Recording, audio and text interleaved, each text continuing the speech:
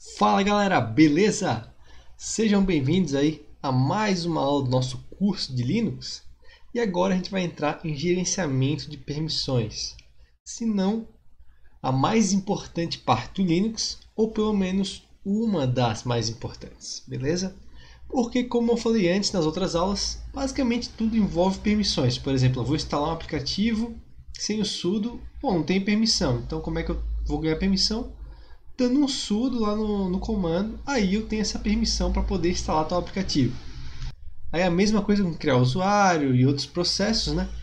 Porém, chega uma hora do Linux que a gente, além disso, tem que, por exemplo, ler arquivo, executar arquivo, alterar arquivo. Então, a gente também precisa dessas permissões de ler, alterar e escrever no arquivo. Né? Escrever, quer dizer, é como se fosse alterar um arquivo. A gente pode ter uma permissão determinando que o grupo que o meu usuário está, por exemplo, aquele grupo devs que a gente viu, não pode alterar tal arquivo, mas o meu usuário Matheus pode, tá? Então é isso que a gente faz aí com o gerenciamento de permissões, certo? Então, eu queria trazer essa parte teórica. Essa sessão aqui vai ter algumas aulas teóricas, né? Para a gente entender como é que funciona as permissões de fato, né? E depois praticar, certo? Queria dizer também que esses slides aqui são do curso da Udemy, né? Que é um curso bem completo de Linux, que tem mais de 100 aulas e 7 horas de duração. E o link dele está ali na descrição do vídeo, beleza? Então se você quiser dar uma olhada como é que funciona ele, o que tem nele, dá uma olhada na descrição do vídeo que você vai encontrar, beleza? E lembrando, claro, que é um precinho aí bem camarada, certo? Então tá, aqui a gente consegue ver, né, que no gerenciamento a gente vai, na seção, né, a gente vai entender como funcionam as permissões, a gente vai aprender a mudar as permissões e também aqui pertence o arquivo ou diretório, né, a gente vai aprender a mudar essas questões aí, beleza? Então passando de slide aqui, eu explico o que são as permissões agora. Por exemplo, como eu falei antes, né, é a possibilidade, basicamente, de alterar três propriedades de arquivos ou diretórios, tá? Então, a primeira propriedade é a leitura. Então, se a gente pode abrir o arquivo, por exemplo, no editor de texto ou até com o cat, né, que a gente consegue ver conteúdo do arquivo. Então, essa seria a permissão da leitura e ela geralmente, né, aliás, 100% das vezes, né, é representada pela letra R, que vem de read e que em inglês significa ler, beleza? E depois a gente tem a permissão de escrita, que é a permissão de escrever, né, num arquivo ou alterar um arquivo. Então a gente define se os usuários, grupos ou até o mesmo dono do arquivo vai poder alterar este tal arquivo. E daí ela é denominada pela letra W, que significa write ou escrever, beleza? E depois, por último, a gente tem outra propriedade chamada execução, né? Por exemplo, a gente pode executar um script em PHP que está no arquivo X, né?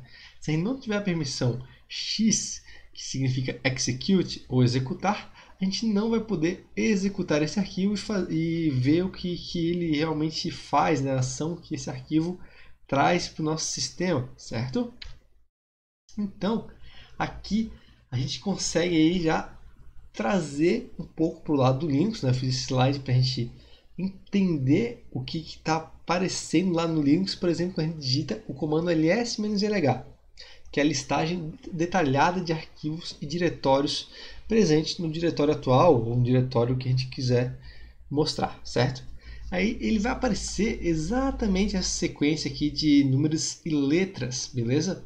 Só que, claro, eu trouxe tudo para números, né, para a gente poder ter um entendimento mais fácil. Mas, na verdade, ele aparece outros caracteres que eu vou mostrar depois, ok? Mas é basicamente assim. Esse primeiro número aqui, que está representado como número 1, ele representa se é um diretório ou arquivo. Então, a gente vai conseguir distinguir se o cara que está nessa linha aqui, né, porque o ls traz os itens detalhados em linhas, né, vai ser um arquivo ou diretório. Depois a gente tem esse 222, que é a permissão de leitura, escrita e execução do dono do arquivo, o owner, né? E o 333, seguindo, né? Ele é a permissão do grupo. Então, quais as permissões o grupo tem sobre esse arquivo ou diretório, ok? Então, se vocês derem esse comando aí no terminal agora, por exemplo, abrir o Linux aí e bota ls-lh, vai começar a aparecer um tracinho aqui, um rwx, rw, traço, r, traço, traço, por exemplo, né? Que são as permissões de fato, só que transferidas na linguagem do Linux, digamos assim, entre aspas, né? Aqui eu estou trazendo a representação numérica só para a gente entender o que significa esses grupos de algarismos nessas posições aqui, porque é sempre igual. Então, só concluindo aqui, por último, esse 444, ele representa as permissões dos demais usuários. Então, quem não for dono, quem não for o grupo que o arquivo pertence, são os demais. Então, por exemplo, se for criar um usuário amanhã no nosso sistema operacional e ele for mexer no arquivo nosso, ele vai estar direcionado a essas permissões aqui por último, tá? Então, essas duas aqui primeiras, esse grupo de permissões aqui e esse aqui, não vão ter resultado nenhum perante esse usuário novo, e sim esses aqui.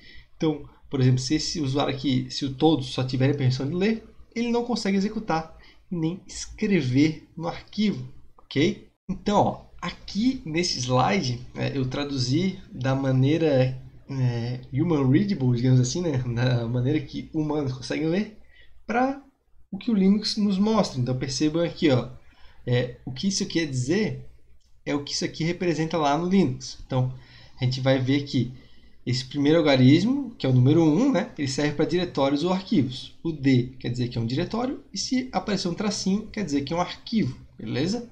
Esse 222, que está aqui como RWX, ele representa as permissões do dono. O 333, que está aqui como R-X, ele representa as permissões do grupo. E esse 444, que está aqui como R-X também, representa as permissões dos demais, né? Então, o que a gente pode ler aqui? É um diretório, o dono do arquivo tem permissões totais, o grupo só tem permissões de ler e executar, e os demais usuários só têm permissão de ler e executar também.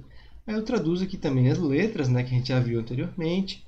O R significa ler, o W, write, escrever ou editar, e o X, executar, né, que aqui eu botei errado, não tem o execute, mas é de execute, beleza? E o traço, ele quer dizer que não tem permissão. Então, quando a gente recebe um traço ali, por exemplo aqui, ele quer dizer que a gente não tem essa permissão. Então, essa permissão está faltando, que aqui, no caso, é de escrever, o W. Mas tem só um detalhe aqui, que se o traço for nesse primeiro cara aqui, que está um D, aí quer dizer que é um arquivo, tá? É só essa a exceção, beleza? E aqui, para finalizar essa parte teórica, eu cito alguns exemplos, né, que a gente vai estar vendo aí quando a gente der um ls-lh, por exemplo, tá? Então, eu sei que esse cara aqui é um diretório, o owner e o grupo, né, tem permissão de ler e escrever, rw-, né, então ninguém tem permissão de executar, aparentemente, e os demais só a permissão de ler esse arquivo, ok? E lembrando, né, que o root não se aplica a isso, o usuário root, ele pode fazer o que ele quiser com o arquivo, porque ele é o administrador do sistema. Então é bom aí a gente começar a juntar os conceitos que a gente aprendeu durante o curso para essa parte de gerenciamento de permissões, tá? E daí faz muito mais sentido. E já nesse segundo exemplo aqui, vocês veem que é um arquivo, né, pelo traço aqui pelo começo, e todo mundo, né, só tem a permissão de leitura, só a permissão de leitura para todos, beleza? Então, galera, essa é basicamente aí a teoria das permissões, tá? A gente vai entender agora, entendeu como é que funcionam as permissões, mas de fato a gente tem duas maneiras de aplicar elas, né? Tanto pelo modo numérico, que vocês podem ser que já tenham visto, que é do 1 ao 7, quanto pelo modo simbólico, que é o RWX de fato, tá? Então a gente vai ver isso nas próximas aulas. Então, galera, eu queria agradecer aí vocês que ficaram até agora, até o fim do vídeo. Se possível aí, se inscreve no canal, toca a sinetinha para receber o resto dos vídeos aí do curso de Linux. Já dá um like, né, que ajuda bastante a divulgação também. Se tiver alguma dúvida, comenta aí no vídeo. E como eu disse anteriormente, na descrição a gente tem links importantes, como as nossas redes sociais, o nosso blog do Hora de Codar e também os nossos cursos de Udemy, que tem um curso de Linux bem completo lá. Então eu fico por aqui e até a próxima. Valeu!